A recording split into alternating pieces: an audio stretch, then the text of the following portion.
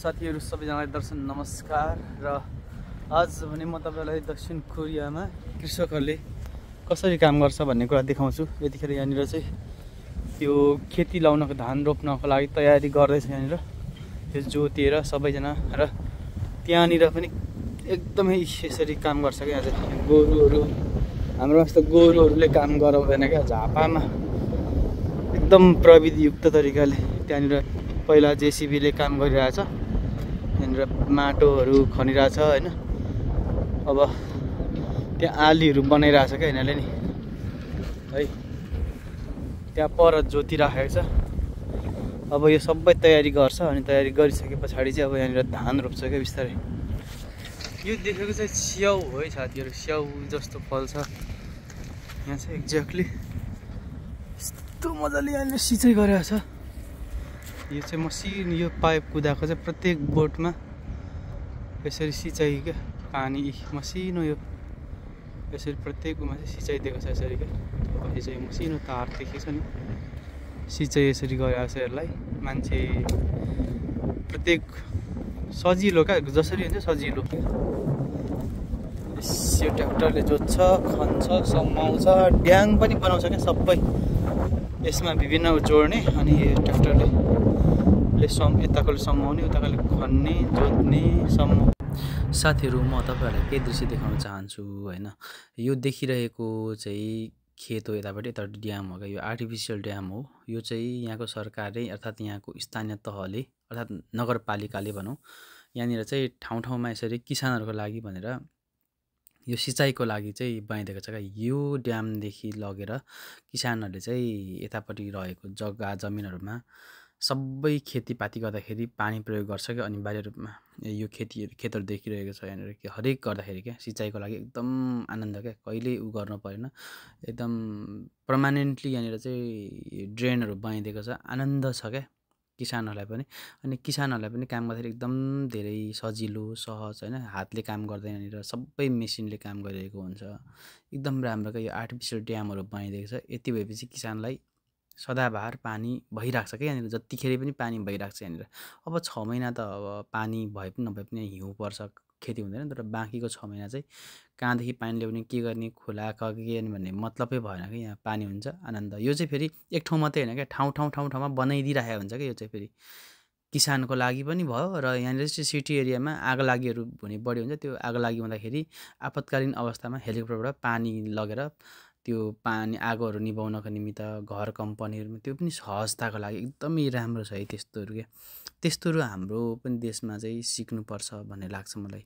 घरहरू पनि अब चाहिँ खेती गर्ने भन्दा अलिक खेती नहुने ठाउँ अलिकति पानी सिँचाइ गर्न अप्ठ्यारो हुने ठाउँहरूमा अलिक अग्लो ठाउँहरूमा घरहरू बनाएको हुन्छ यहाँनिर डुबान नहोस् होइन। हरेक हिसाबले त्यस्तो छ साथीहरू। दामी छ कि जे होस् दक्षिण कोरियामा हरेक कुराहरू चाहिँ प्लानिङ गरेर गरेको छ क्या यहाँनिर नि। धेरै समयको लागि प्लानिङ गरेर गरेको छ। एकदमै राम्रो छ। हामीले सिक्नुपर्ने हुन्छ है यस्तो कुराहरू छ। सम्म चाहिँ हेरौँ यहाँनिर बुढोले यस्तो जोतिरहेको छ। यो के हो गरेको यो बुढोले हलो छ पछाडि कस्तो मसल्ला बुढोले जोत्दैछ यहाँनिर चाहिँ मजाले।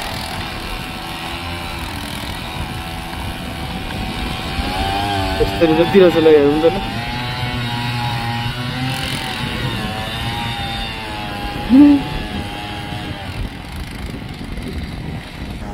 ए यो चाहिँ पानी कुदाउनलाई बनाएको रहेछ नि त। ए राइट यहाँ परपट्टि बनाएको छ बिचमा पानी लगाउनको लागि छ कि यहाँदेखि यो जुन खेतको पानी बढी हुन्छ यो खेतको पानीलाई चाहिँ आउट गर्नलाई बर्खाको पानी पर्छ नि यहाँ त यो पानीलाई चाहिँ आउट गर्नलाई यो नाली बनाएको छ क्या। अब हेर्नु त यस्तो गरेर यस्तरी यहाँदेखि यसरी आउट गर्नलाई क्या पानी आउट गर्नलाई पानी आउट इन गर्नलाई यसरी बनाएर रहेछ यो चाहिँ के गरेर रहेछ भन्छ नि यस्तरी गर्दो रहेछ पुराले। अचम्म पऱ्यो म त अचम्म के गरेको रहेछ भनेर त्यस्तो रहेछ त कुरा त। चाहिँ यो बारीमा लाउने मल है यो खेतमा लाउने मल हो। यो कुकुरको गु भन्छ कतिले त तर कस्तो प्युर गु छ क्या यहाँनिर नि, प्युर गु क्या। हाम्रो माता पत्करहरू के हुन्छ त्यो यस्तो गनाउँछ। यो प्युर गु छ यहाँनिर हुन्छ ल। के को गु हो हुन चाहिँ होइन, तर गाई गोरुकै रहेछ हुन्छ, तर अति गनाउँछ क्या यो है। अरू के मिसाएको पनि हुन्छ कि अति गनाउँछ। यहाँ चाहिँ अब हेरौँ न, माटो वर्षै पछि वर्ष होइन 2-3 वर्षमा माटो फेर्नुपर्छ क्या, नत्र यहाँको बारीमा पुनः उत्पादन हुन्न क्या। कम्पनी बनाउँछ नि त डाँडा डाँडा खोलेर, त्यस्तोको माटो ल्याउँदै यहाँनिर लाउँछ। अनि लाउँदै यसलाई उच्च बनाउँछ। पछि उच्च बनाएपछि फेरि पनि यहाँ पनि फेरि पछि के हो, कम्पनी नै हो क्या यो बिस्तारै चाहिँ।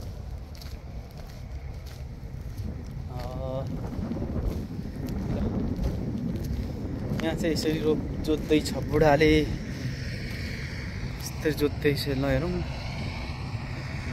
खेतमा मस्त जोतिरहेछ।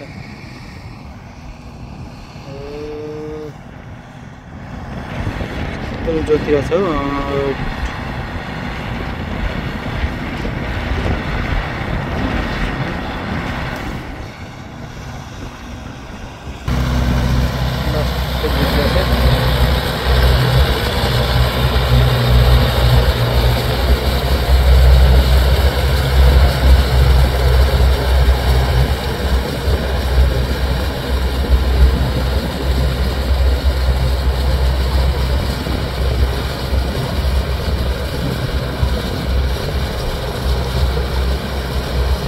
यस्तो जोत्दो रहेछ हौ। पछाडि त्यो उफ्रिन्छ होइन, त्यो पछाडि सेप पनि गर्दो रहेछ, सेप गाडेछ ट्र्याक्टरले टक्क।